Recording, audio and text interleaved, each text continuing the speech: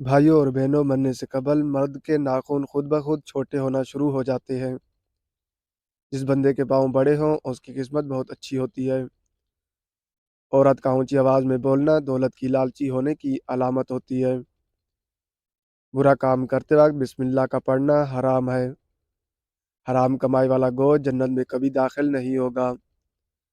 نماز میں آنکھیں بند کرنے سے نماز مکروہ ہو جاتی ہے۔ پپیتا کا بیج سانپ کے زہر کو بھی ختم کر دیتا ہے۔